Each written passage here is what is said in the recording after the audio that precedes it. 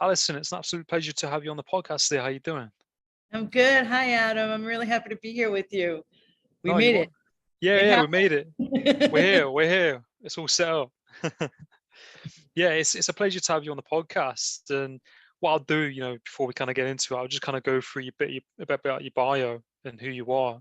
So, you are a master mind body energy healer, author, in India trained YA KHT 200 yoga meditation teacher, you've spoken and taught around the world. You're an award-winning author. You've written 4 different books.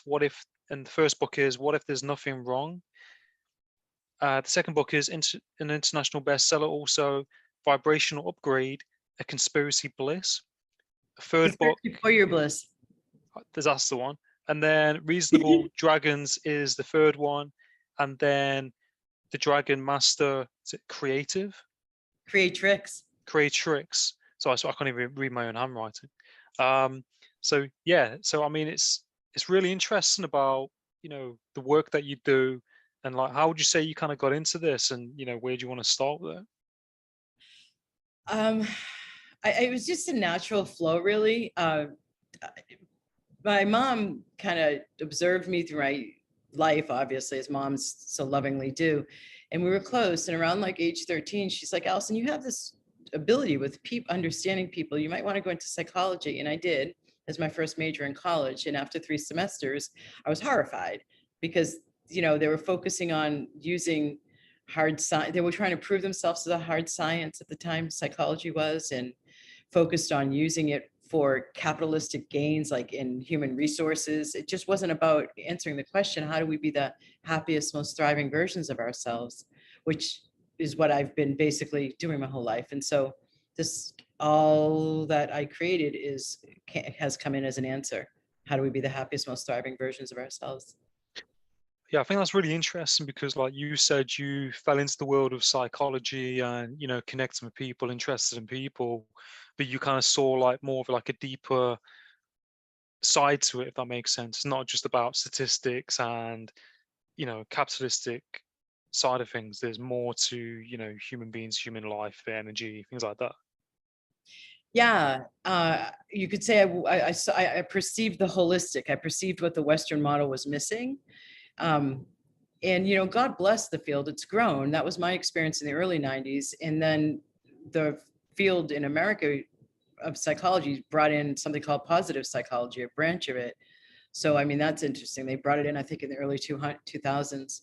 But yeah, I mean, I went over to Asia for the decade and lived there to study at the source of who understands the holistic model, and primarily consciousness, so the meditation aspect and the yoga aspect, and then energy medicine, which I got from both the traditional Chinese and the Indian. So yeah, it's incomplete when we focus on just the physical. So my last year in Taiwan, I was teaching. I'd go to the gym, and then I'd go after that all out to a traditional Taiwanese tea house, and I started writing what I thought at the time was going to be my dissertation, and it became for my PhD, and it became instead my first book, What If There's Nothing Wrong? And in it, I go through the comparison of what I had felt while I was still even immersed in the Asian culture, and really saw, as I looked at the West in contrast and how I've been born and raised. And I had already traveled and lived in Greece for a while, lived in Israel for a while, have been in England, had backpacked throughout Western Europe and some of the Middle East, and lived in Venezuela. So I mean, I wasn't just coming like a newbie first time out of the country when I went over there. So I really found myself observing, man, we would have so much more thriving in the West if we not only understood the science behind how energy works, subtle energy works, and how our consciousness works, but valued it instead of focusing so much more on the physical. Because in the West, I mean, alchemy went underground into the secret societies around like when church and state came out, and so we have not focused on the subtle energies in the West in a way that has been a part of our organization of our medicine, of our schools, education system, of our finances. Whereas like when you're interacting over there, you can see the values of understanding and appreciating what's invisible in like even everyday interactions with people. Like there's much more focus on, they actually understand that the physical is secondary to the invisible. So I came back with that mission of, man, let's get more thriving going on over here in the West. And that's what I've been doing since I came back in 2010.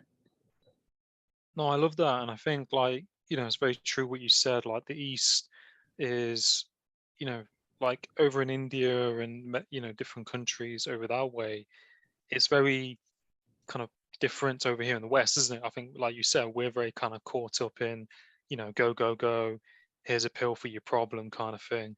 Whereas I think, like, over there, they kind of deal with things completely differently. Yeah. And they see, spirituality, energy, and, the body in a different element, if that makes sense. I think it is kind of pushing and leaning over to the West, but I think, more so where it originates, if that makes sense. Like in India, and you was in India for like 10 years. Like, do you think that, like, that experience changed you, like being in India, learning I'll never like? be the same.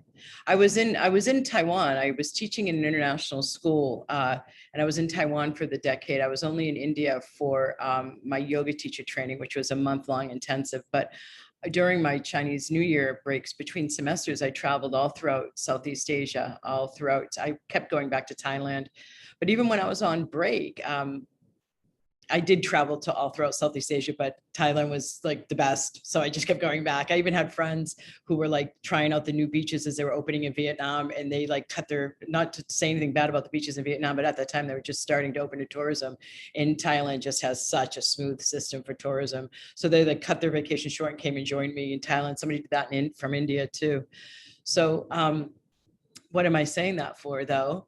And traveling all throughout there, like I had gone over there already as a meditator and meditation teacher, and I was already running energy medicine and holistic health and wellness sessions alongside my classroom teaching and administrative career. And I just wanted something more. I wanted more adventure. I wanted more ease with abundance, which I did. I increased my net cash flow by 60% by becoming an international teacher, as opposed to a local public school teacher. I'm not okay with struggle. I mean, if you look at the subtitle of my second book, Vibrational Upgrade, A Conspiracy for Your Bliss, with the other subtitle of Easing Humanity's Evolutionary Transition, I see our systems designed by the divine, our subtle energy system, our chakras, the way our consciousness works, as once we've done enough clearing work on our more surface level self, our personality based self, or the ego mind, as it's called in meditation and Buddhism, and we get our systems running the chi or the prana or the vital life force energy more in flow, we have much more ease. The kind of forcing and making stuff happen that we do in the West that gets us so stressed, if we, this is part of the reason why I say what I say, if we understood how subtle energy works and how our consciousness affects it, there wouldn't need to be so much action taken, pushing, forcing, and efforting, and stress and burnout, and then the degradation of the physical body. So there's just a design to our system that, for me, reeks of this divine plan of love, unconditional love being at the core of it all, and bliss and joy being at the core of it all. And I know when somebody's in the midst of struggling, it's hard to get there. It's hard to believe this world we live in right now, this chaotic world with stuff happening all the time unexpectedly, in just the divisiveness. You're telling me that there's love behind all of this? No. Where we're seeing the divisiveness, where we're seeing all the struggle, that's humans' minds creating it and having made choices based on their beliefs that they both hear but don't ever hear, right?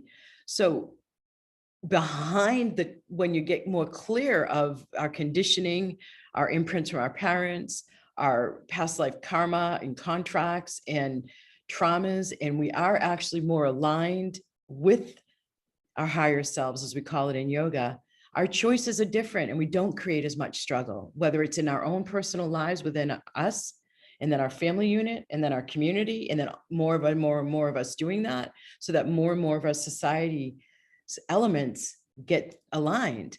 That's where we're moving into. 2012 to 2032 are considered humanity's greatest evolutionary leap. When I got back, Adam and listeners, in 2011, I could stop talking right now and see if you have any questions before I dive into that, if you want. I just want to talk about how I understand we are in the most intense times from 2012 to 2032, and I feel like it helped people. But do you have a question before I do? No, it's fine. All right. So when I got back, like around 2011, Voice America asked me to do a weekly podcast on the Mayan galactic alignment of December 21st, 2012.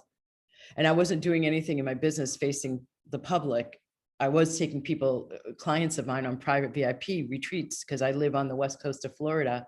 Gulf of Mexico is right here, and then the Yucatan is right there, with a lot of the Mayan ruins that have already been excavated and uncovered. So I was intrigued that they found me and offered this to me. And so I said, give me 48 hours. Let me listen to my intuition, see if I want to do this. And I did. And so I did weekly interviews with a lot of experts about what December 21st, 2012 meant. So for the Mayans, it's when I went later, like in 2019, taking another client on a VIP retreat to another Mayan ruin outside of Mexico City, I asked our guide, I said, hey, what do you make of what 2012 was about? And he said, well, the old era was of destruction and the new era is of construction. Yogi Bhajan, there's a thing called yugas in the yogic world. And we in 2012 went from one yuga or era, which is what yuga means, to a new era. Astrologers, professional astrologers understand that 2012 was the division between the age of Pisces and into now the age of Aquarius. So there's been people historically too that have predicted 2012 was going to be a big year. And what it means is, like, the old way we're used to life showing up has gone. And from 2012 to right about now, we have been seeing cleansing and purging of anything that isn't aligned in that way I talked about before, where there's abuse of power, where there's lies, where there's basically misalignment with the divine, with, I don't mean necessarily only God, I mean with the heart, with what's true, with what's light. So we've been seeing, like, the Black Lives Matter movement, the Me Too movement, protests in countries that don't typically have people marching in the streets, like Chile. Since 2012, increasingly people have had crises hit in their lives.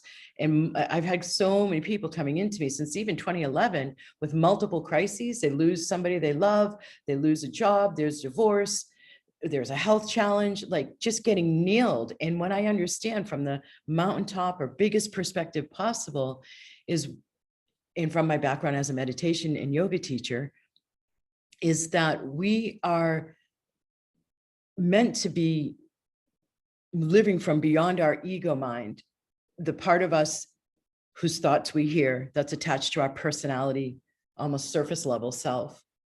And we are meant to be accessing the rest of our potential. And if you won't look beyond that level, here are crises to kind of crash your ego in your habitual way of looking at life and your everyday status quo to get you to that place. Because 85% of our choices every day are made from thoughts we don't even hear. It's from the unconscious and subconscious. You know how, like, when you're driving, you say, put the car in reverse, put the car in drive, and you don't do it anymore? Because when we learn stuff, it goes back there. So the thoughts that we hear, I consider it's more like 95% of people's daily choices are made from thoughts they don't even hear. So implying we're living in a robotic repeat of the past without mindfulness and presence to make new choices. And we have blinders on and we don't perceive what we've not yet lived or seen or heard of. So we just kind of keep repeating what's familiar. And we're not meant to be doing that anymore. As we construct this new era, we're meant to be opening up to new possibilities. And I feel, and so people can get caught up in the crises that are happening right now, but they're really openings to the new. If you take a bigger perspective, even the Chinese character for crisis has both opportunity and, like, difficulty in it. So it's implying that there's opportunity in, obviously. And so I see, like, there's the field of the Tao that we talk about. I'm also a Qigong teacher. And I know that when working with clearing the chakras, they develop vortices in each of them as they spin. Chakra means wheel, and it creates a stronger field. Each of us have fields around us, right? You can feel somebody maybe when they walk into a room without them having had said anything. And so that's an example of what we're talking about. And so we use these fields communicate with all of the consciousness that's around us, trees, rocks.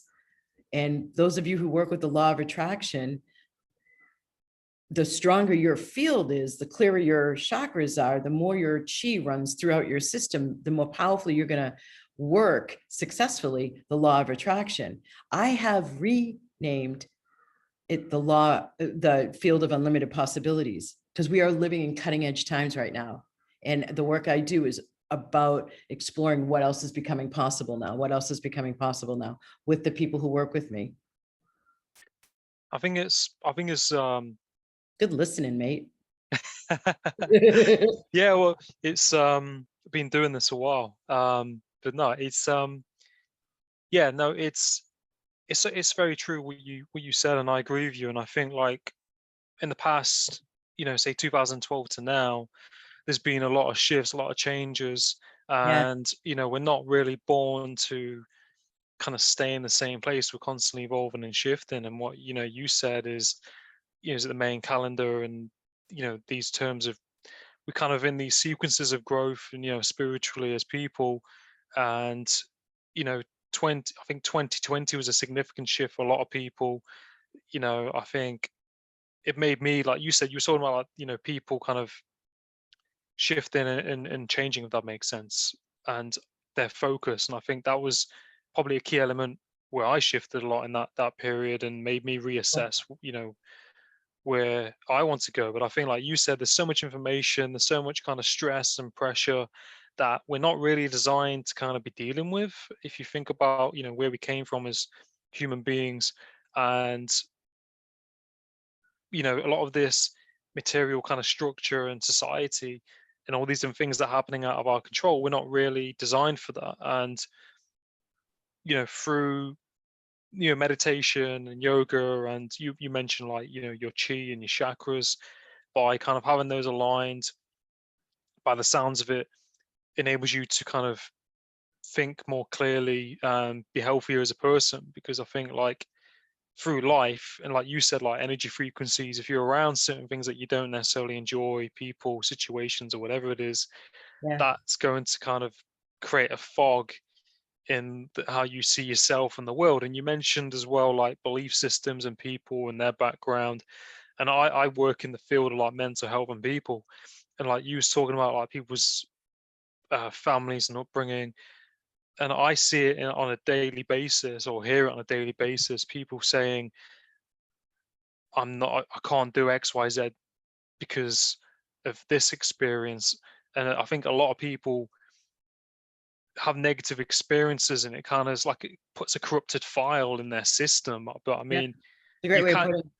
yeah, and you can work through that. But I think, like, the way the West is heavily, the West is heavily the kind of directed is, kind of work, work, work, go, go, go. And by the sounds of it, the other part of the world, like in India, is, kind of assess work on these things. Well, I think over in the West, people kind of sometimes get to that point once they're already kind of broken and burnt out, and then they kind of think, okay, well, I need to work on X, Y, Z.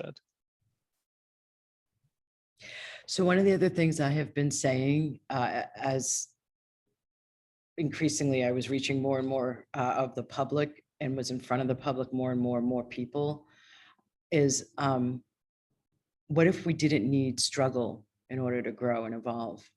What if we didn't need crisis in order to grow and evolve? What if people proactively chose to expand? So I know, like, you said something I want to I have seen I want to speak to it. I have seen since like in 2011, 2014-ish, 20 end of it 16-ish, and then 2019-ish towards the end. There have been different stages of people awakening. Are you still there, Adam?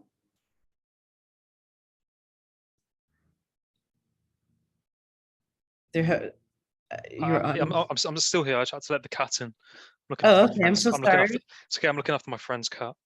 Yeah, I'm The listening. big cat? Yeah, you might see it, actually. Oh, you got a full black cat. Wow. Yeah, I'm just looking after my friend's cat. So I'm Adam, listening. thank you for saying that. I have animals a lot of the time sit right on the computer of a person when I'm working with them. They tend to gravitate towards the energy that I have. I had one client who I couldn't usually see her face except a little bit over her cat's ear because it would come right up. So there's been different waves of people awakening. And look at you, have some white. What's its name? It's it's my friend's cat. It's called Stormzy. It's got Stormzy? it's got like a white face. So you can kind of, I've got my background filter on it, so you probably can't see it. But when it was right in front of me, when it's right next to you, I can see Stormzy. Yeah, it's funny. But I love that you work in mental health, and I know that I want to say that it's not a matter of going on YouTube and when somebody is listening to us now, and like just running like a chakra clearing of music or a crystal bowl that works on like the heart chakra. I'm talking about like understanding that each chakra covers a bunch of aspects of life, and it connects to unconscious beliefs or subconscious traumas. And when I go in and clear that trauma with energy medicine, so I got trained in 5 different energy medicine modalities, and then I've blended them along with my yoga and meditation background to be vibrational upgrade system. And so that I use nowadays and teach others. And so when I'm clearing a trauma from someone, which does clear, it depending on like what the trauma was about, whether it was sexual abuse or it was abandonment, it relates to a different chakra. So that wheel, that chakra in that part of the body will then turn and flush more life force now, because it's no longer as blocked, because we got to one of the blockages, the trauma, for example. And so the physical body, the organs and the glands for the hormonal system and the central nervous system will be healthier. So you were right on when you said it leads to not only, more positivity, I'm paraphrasing you, but it also more physical health too. So I feel like approaching life from understanding, like we're in a time now that's based on quantum physics. So there's sudden jumps and quirks.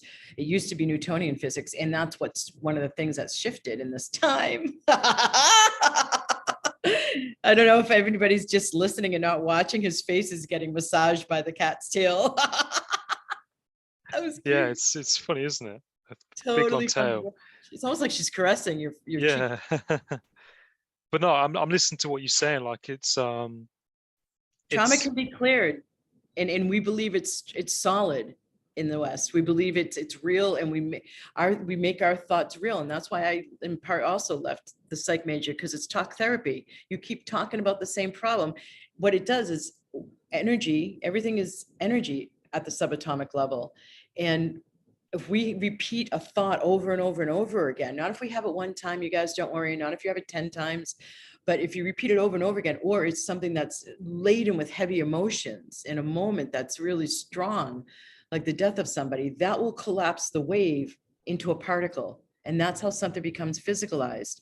So if we keep repeating our story, then we're making it more solid and harder to clear. It's meant to just be more fluid, and you grow from it.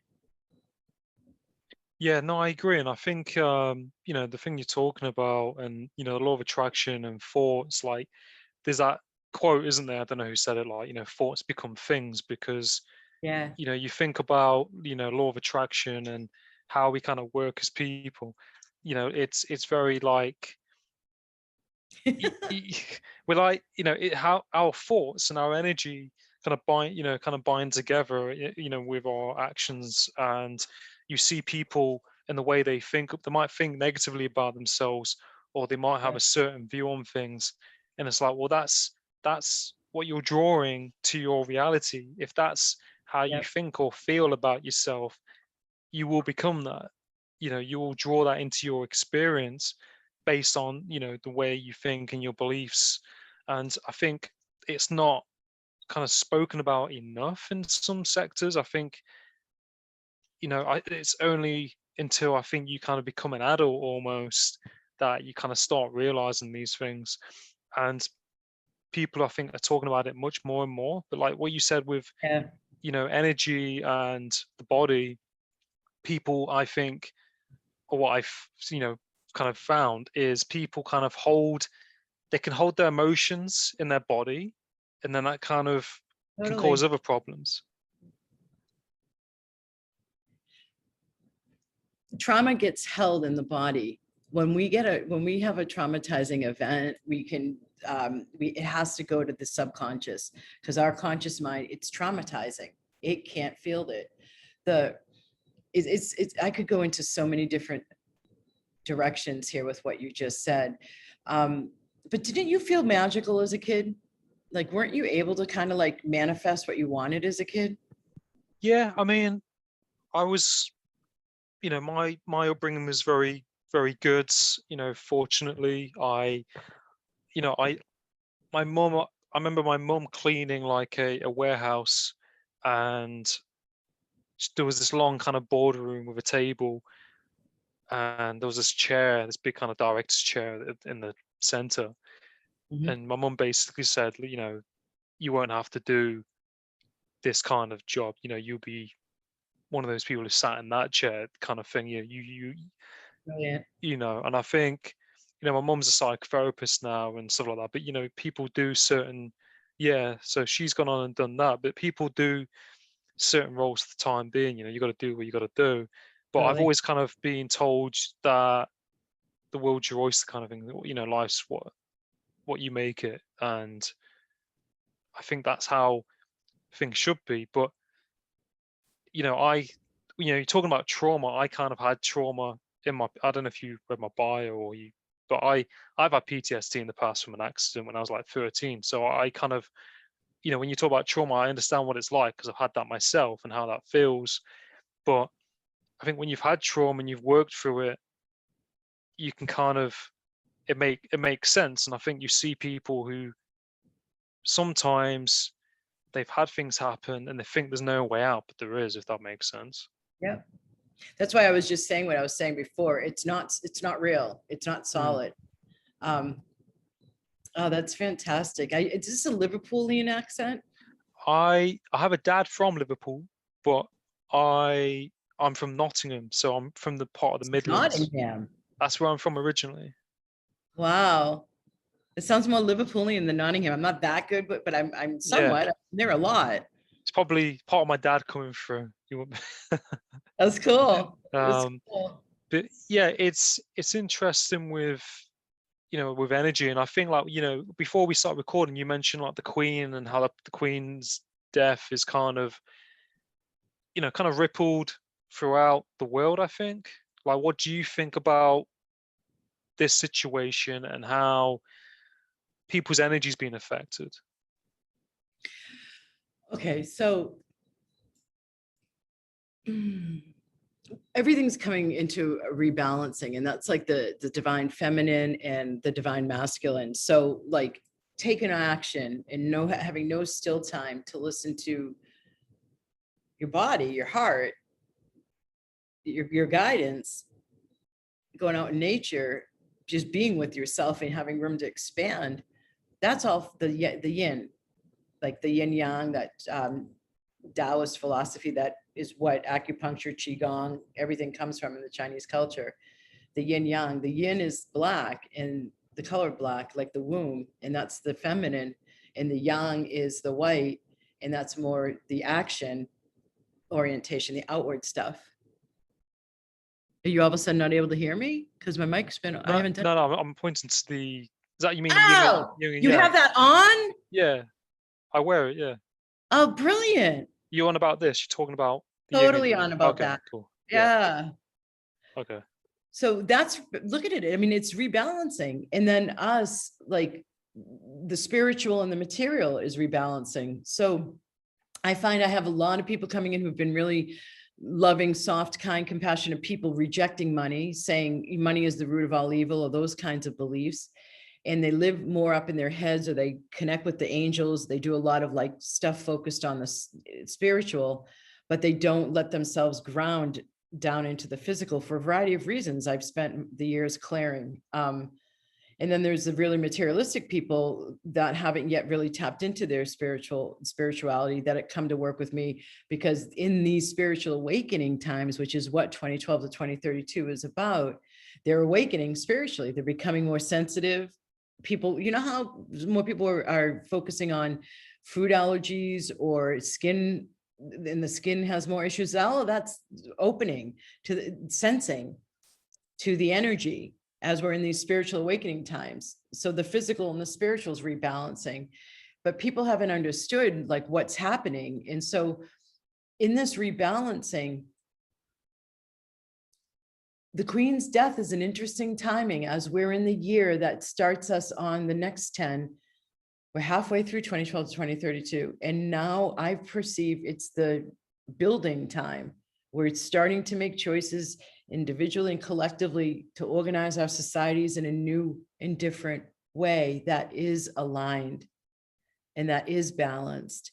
And there's a lot of old beliefs that it's still collected in the collective psyche that need to get burned up. Like I was just, even a friend sent me something about the currency and when it's going to change. And somebody put something on Facebook about it changing by the September 30th. I can't imagine that's the case, that the 20s and 50s with the Queen's face isn't going to be accepted after 3 weeks from now or 2 weeks from now. That just, I've heard nothing official on the news from an official governmental source. And so I was scrolling down, looking at people's reactions and responses and jokes. And then even when I posted something, and I don't normally go personal, like with I'm a, I'm a leader, new thought leader and a teacher and an energy medicine professional, but I'm out there so exposed enough online. I don't want to like go that much more personal, but yeah.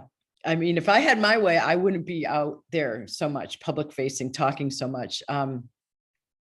So I did a video and posted on my YouTube channel about the Queen, which got personal.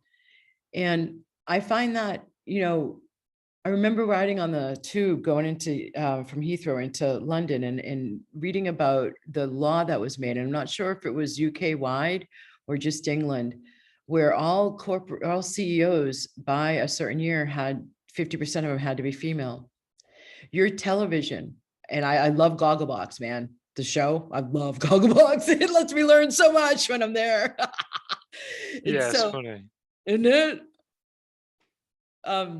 So what was I saying? I'm getting distracted by Gogglebox because I leave for there next Tuesday. You said you had like a realization on the 50% of people being female in businesses or something like that in the Thank UK. you. Yeah, there's more women on TV that are older. Like it's almost like in the States, we cut people off after 30, 35. Like we don't want to be looking at them. Like we have a real ageism thing here. And it's also, I remember they were looking for new, I'm not going to talk about what channel it is, but it's one from the States and some major television channel. And they were looking for cable. They were looking for new show hosts and, blah, blah, blah, blah. I sent in a video and I don't really care. There's no resentment here, but I was interested in, I had a client who worked in New York City. She ran a tour group, a tour company. One of her tour guides was also on this channel as an actress and also giving expert opinion on when it was something that she's an expert in. And I asked her to ask why there's all male hosts on the shows. And she's found out from working within the channel, the network, that it's actually channel. It's men are considered to carry authority automatically. So we haven't had a female president yet. You have had 3 female prime ministers now, and you have had how many queens? And and some of the strongest, I don't know, like five-ish, maybe more. We don't have to My answer that. my history isn't great. Well, and I was hearing a broadcaster during these times say something about like some of the greatest reigns are under queens. All I'm saying is obvious. It's different living in the States, and we're so voice-first. We give our opinions readily coming from America. God bless us, which is, both good and bad. And we had a strong feminist movement. You'd think we would have had a female head of state by now. I mean, there's countries like Malaysia, there's countries you would not expect to have had elected a female head of state that have, and the United States of America still hasn't. So the Queen has had an influence that's been subtle, like the amount of women in authority on TV and as broadcasters, and not needing to be of a perfect shape. It's different in the state than in the States. And I feel like there's a love of the light, a love of just smiles and connecting over the light and our commonality, unity, which is one of the main aspects of the new era we're moving into. So there's a healing response. You know how like when you get a fever, it has to peak before it breaks? Did you have a lot of acne as a kid? Never had acne. I mean, Yeah. I Yeah. I had COVID back in January, so I mean, I can kind of relate to like, fevers and it kind of like builds up and then shuts down. Yeah. Yeah. So in the same way with natural healing, something as it's getting cleared, sometimes can get worse before it gets better. Like a zit I didn't have acne either as a kid, but like I do remember one zit, and it had to be until it was at the peak before it could get popped. And we see people with scars from that. So the natural healing way is this. And so the divisiveness we've been seeing in your politics and in ours, it's peaking, I think, before it breaks into unity. And if you look at who's stepping onto the throne now, this man has been talking for decades about some of the stuff that's been out of alignment. And he's been ahead of his time. So I just am curious about the timing of her passing, and from what I know about 2012 to 2032. And I'm just also, as a woman, ridiculously grateful to the Queen. And I love her smile. She'd light up, I mean, it just looking at somebody who is so pure of dedication. And we could say there are times she wasn't. I'm not making her out to be perfect, but just so purely dedicated over and over again to serving. That's hard. Day in and day out. Yeah, I think like you said, there's an element of service and serving that, she did, and the people behind her supporting her and the level of dedication to that, day in, day out. And it's almost like taking an oath, isn't it? Yeah. You got to follow suit, haven't you? If that's part of your family and heritage and you're passing it as being, she's carried that baton for so long and, kept on going and going and going. And Yeah. it's very admirable, isn't it? And, she even greeted the new prime minister in, and she might have seen that as like a completion moment, like, Mm. I don't know, it's like an ending and a new beginning, isn't it? And you don't Yeah. know how, only she knew how she was processing things at that time. But apparently, she knew her politics very, very well, like more than anyone. And I think Boris Johnson said that, he was the former PM. He said, he never met a person like it. She was very aware of what was going on. And someone told me that if she was going to a town, she would know, kind of everything about the town or whatever. She would know who's in charge, what's going on, the events, the history. I suppose you've got to, haven't you? If you're in charge of the country, you need to know the ins and outs. But I mean, it's very, admirable of what she did, and I think it's had much an impact on people, especially people in the armed services who've gone to war and fought for the country. I've got friends who are veterans who are very upset, because they serve for the Queen and the country. So, and my relatives and my family, they're upset because they've grown up with, with the Queen in their lives, and felt people have felt like they've had this, or they've had this relationship with her, even though might not personally know her. Yeah. She's impacted people's spirit from all around the world. Yeah.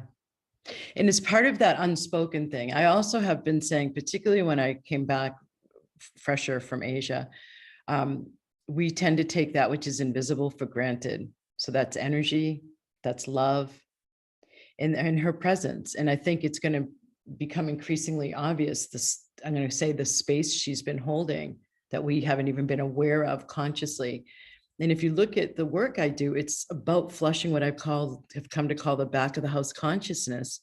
So we have more access to more consciousness to become more mindful, more present, see new possibilities, make the highest choice possible, and have more awareness.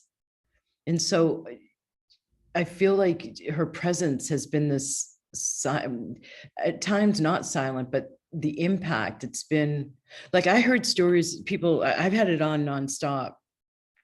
Since I was actually, a friend of mine over in Asia said, hey, her doctor's just announced she's gravely ill. And I've been tuned in ever since that doctor's announcement. It's been, the only other person I could think of would be the Dalai Lama that would and I don't even know if it would be to the same extent, because he doesn't have the same head of state responsibilities.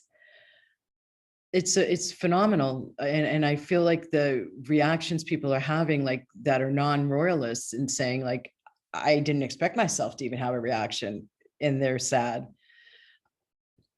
Yeah, it's a time full and ripe for change.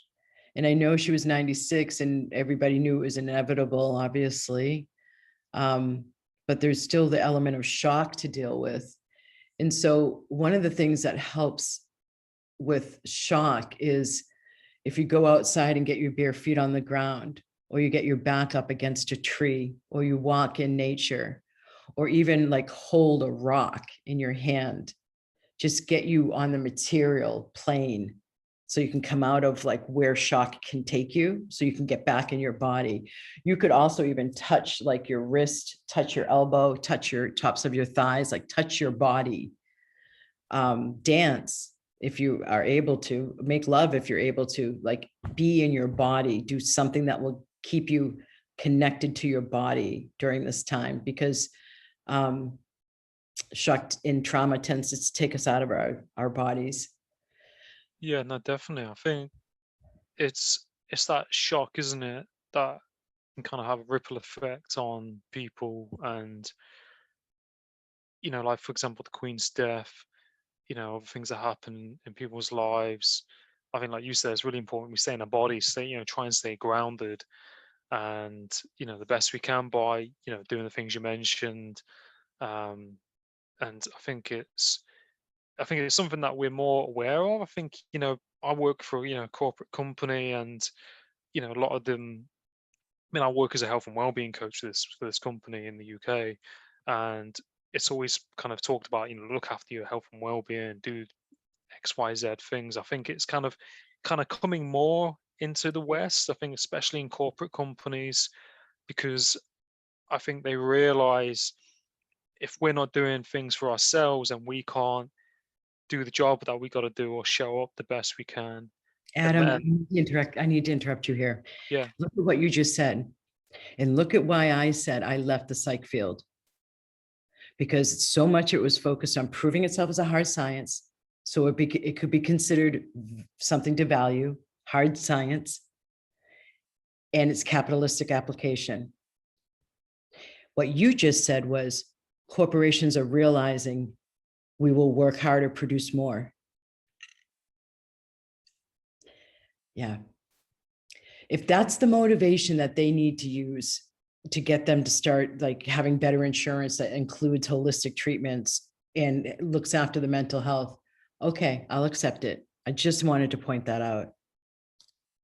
yeah. I mean, the thing is, it costs companies lots of money to hire new people, because if they're burnt out and they're stressed and everything else, Oh, I get the it's capitalist, I get the but financial incentive. Yeah. like in general, people, I think, need to look after their energy. But I think some people, what I've noticed, that they're not aware of it, Yeah.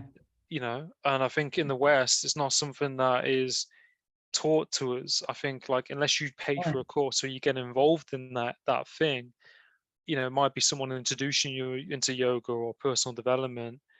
But I think the work that you do and what you're doing is very positive and creating a positive impact, because people, Cheers. will take a lot of value from your work and, the books that you have written. And that's what it's about, isn't it? It's doing something that you have a passion for and enjoy, and trying to put that out there for the people to take something, something away from that. For those who are desiring it or requiring it. Yeah. Yeah. I mean, it's so much about, I just had a conversation with one of my younger brothers, and it's just, there's a difference between a job and something that really lights you up.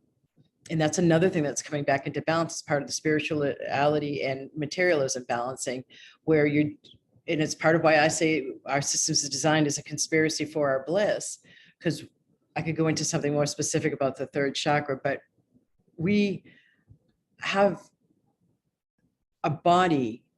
I'll never forget this. There was a guy, 60s, on my table as a client in the first couple of years when I got back from Asia. And he was on his back, and I had just finished treating. He was on his belly, and I had just finished the treatment. I was at his toes. And I just realized, so he was busy in the business world and had some guilt over some of the compromises to his integrity that he had made. And his heart was having physical issues. And I just realized how important, like, we know the heart is about circulation physically, the pump that it is.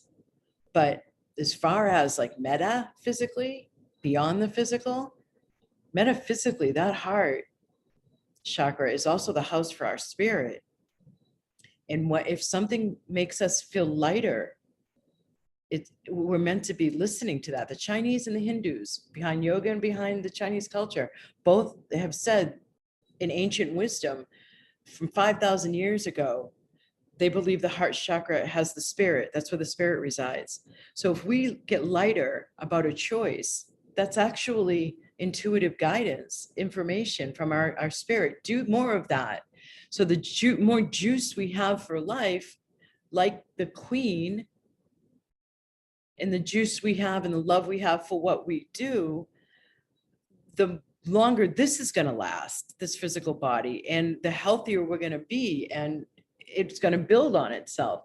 There's a thing about momentum, and I've really been focusing on that recently. In fact, I just launched this whole huge new project around like how we build momentum and get a habit, something habituated, and then how we break that to get a new momentum started.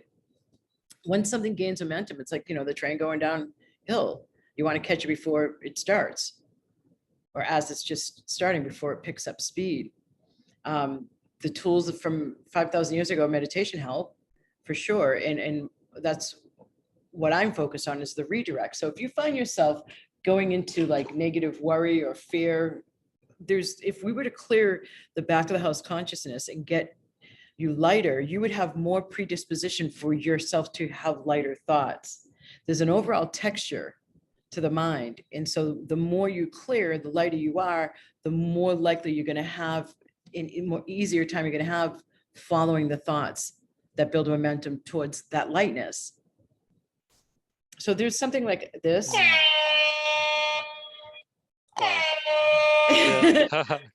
There's like the rubber band you can wear that you can flick. There's, Yeah. there's those bringing yourself back into the moment and interrupting that thought that you do hear that isn't positive or helpful.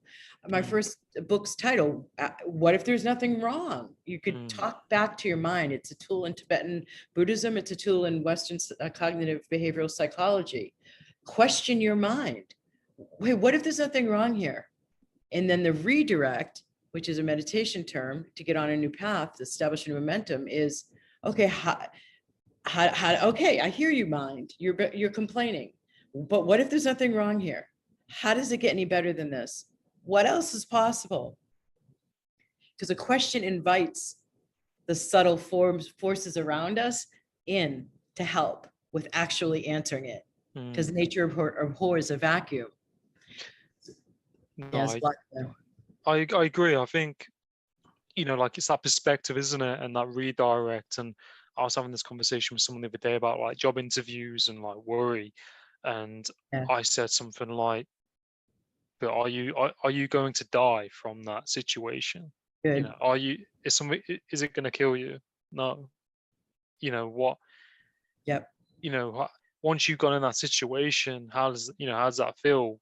Once you've done it. And I think, like you said, we kind of build things in our heads sometimes, and then once we initially do that thing, or redirect our thinking, it's no longer like an issue. And I think like what you said, we need those things to redirect our thought pattern so we can act differently. And I think like the momentum thing that you mentioned is great. And like like a train going downhill, and speed and momentum, that's that's where you create those patterns, isn't it? Those habits. Like anything, it might be going for a walk, going to the gym, or reading. Getting that kind of cemented in place and that momentum behind it kind of keeps that going. And I think it's great that you're focusing on that area as well. Yeah, get to the energy. It's a quicker way to get to, instead of just working with the intellect in the thought, like in therapy, get to the energy. You'll have an easier, quicker time changing. And also, like, is there anything else that I'm just aware of your time. Thank you. Yeah. You're welcome. Is there anything else you want to touch on, or where can people find you on social media, website, that kind of thing? And is there anything that you're currently working on you want to talk about?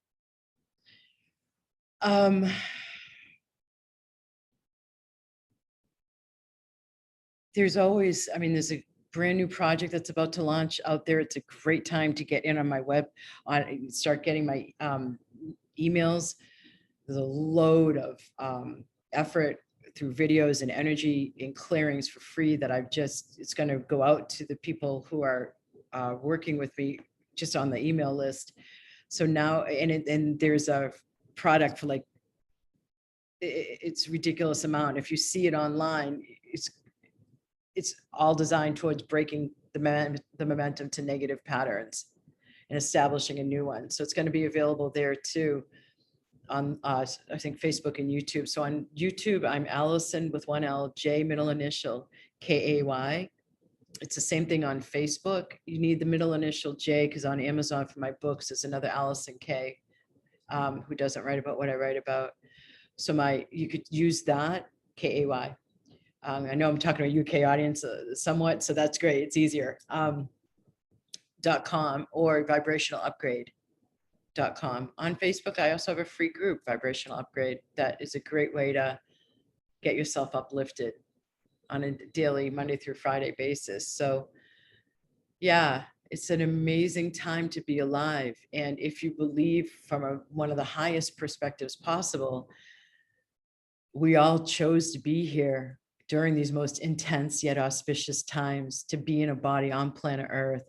I heard a colleague out there say something, this is going to sound out there to some of you, but again, from like a satellite perspective, really big perspective, she was saying, there were lines and lines of people, souls wanting to be in a body during this time on planet Earth, because these are just such momentous times, 2012 to 2032.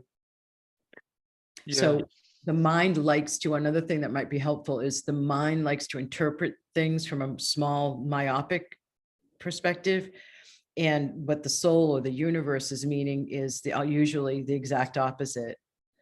If the mind says this is this is wrong, zoom out. Go to the mountaintop perspective or the satellite perspective. There is another, or get help from somebody like me where it's easier and quicker and faster for you to get it interpreted, because the universe communicates, the soul communicates in symbolism. And so sometimes you need help with those interpretations. But, anything that makes you feel bad, for the most part, isn't true.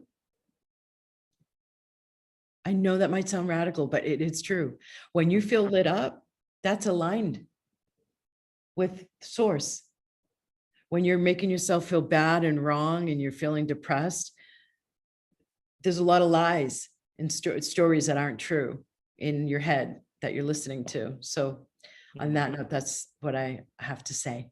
That's awesome. No, I think it's really, really great, what you've been, what we've been discussing and talking about. And I think it's, it's something that's important to talk about. And I think it really, lets people into, you know, the world of, yoga, well-being, and, the work that you do, and why it's important to, look within and take part in, yoga and these activities, because it can change your life, and to talk to someone like yourself. And I think it's really great, the work that you're doing. And Thank you. you're welcome. So what's the your website called again? Sorry. Okay. Vibrationalupgrade.com. Hey, on the first page, the home page there's a free, I think it's 25-minute MP3 of clearings and activations to help you have more success. So go grab that, vibrationalupgrade.com, and then you'll start to get, it's going to be like 21 videos that you're going to get that will include actual clearings and activations in a much more in-depth way, and then coaching that will help you break the pattern of something old and really uplift you. I mean, it's not time to be depressed. And if you are, let's help you shift and take, what action could you take today? Could it be setting aside time to go out in nature? Could it be setting aside time to do meditation?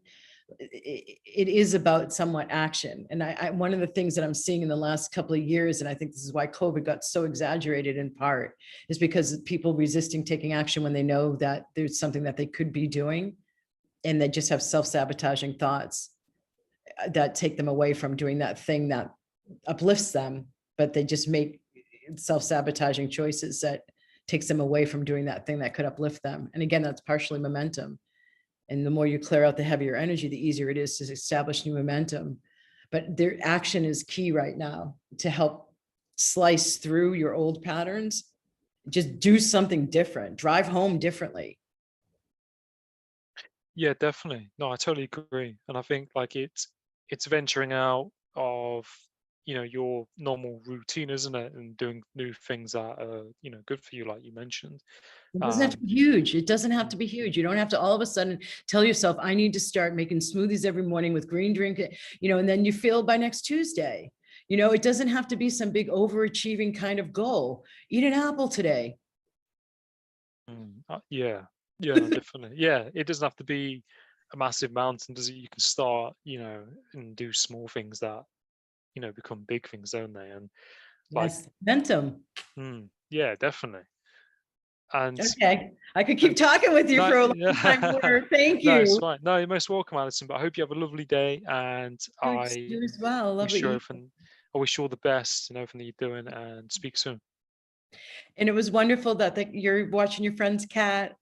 Oh, Thank thank you. you. You're welcome. Yeah.